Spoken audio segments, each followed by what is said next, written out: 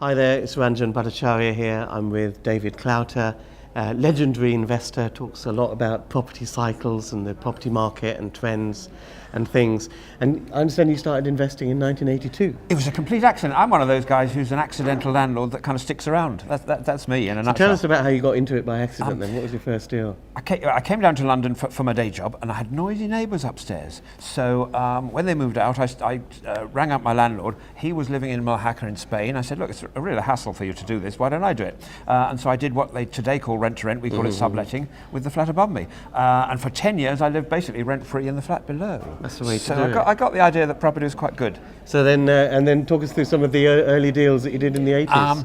So after 2 or 3 years, I started investing in property. I bought my first flat in 1985, and it was just north of Finsbury Park. It was £27,750. Today that would be £455, and that shot up in a very short space of time, in about 2 years, because of something that Nigel Lawson was doing, called the abolition of double miras. I got off at 82 in cash for it. So I thought, yeah, property's good. And then I just started investing more and more. So the great thing about having a lot of depth in property is that you experience firsthand these things called cycles. Yes. And there's a lot of talk about what's happening now. So where are we in the cycle?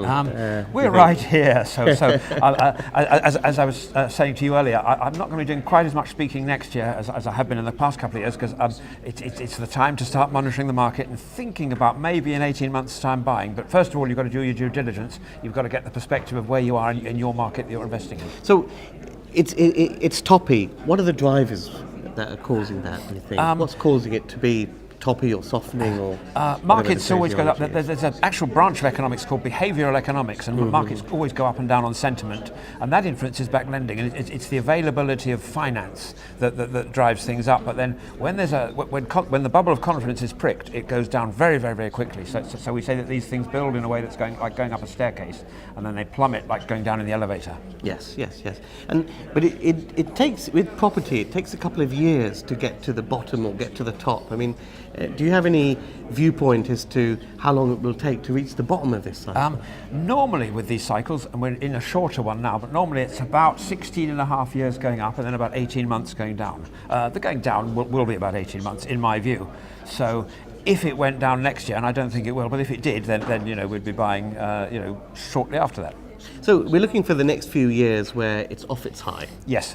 But it's impossible to time the very day, the bottom of the market, and time all your purchases at that at that fixed point in time. Yes, absolutely. So what's the strategy over the next few years? So I'm looking for it to go down 10-15% from the peak, and then I start buying anyway, and then it might do that a little bit more, but I'm long-term holding, and it might do that a little bit more, and so I'm buying in that whole little trough, so I'm not too worried about getting it exactly right. So in over the next few years, immediate capital gain isn't going to be there. I don't think it's a time to invest for capital gain, to be frank. So it's obviously yield. Yeah, absolutely. And if you're doing any sort of conversion type projects or new builds or something like that, have at least 30 to 35% margin to protect yourself should the market correct a bit. So what are your strategies for the next few years, investment-wise?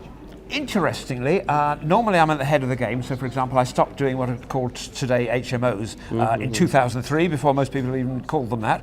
But now I'm going a bit retro, and I'm following the herd a little bit, and I'm dipping my toe into serviced accommodation. And a really nice guy came to have a meeting with me from Poland yesterday. He flew in specially, and he's got the whole of Krakow. He's got hundreds of them, and we were exchanging tricks and tips.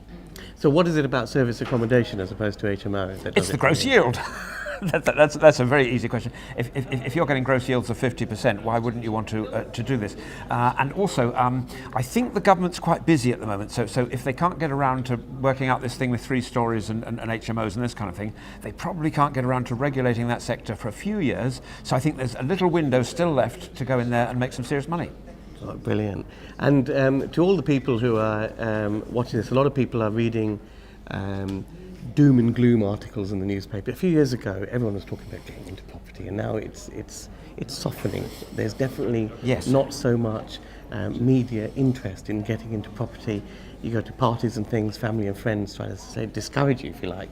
A few years ago, they were asking you questions. Yes.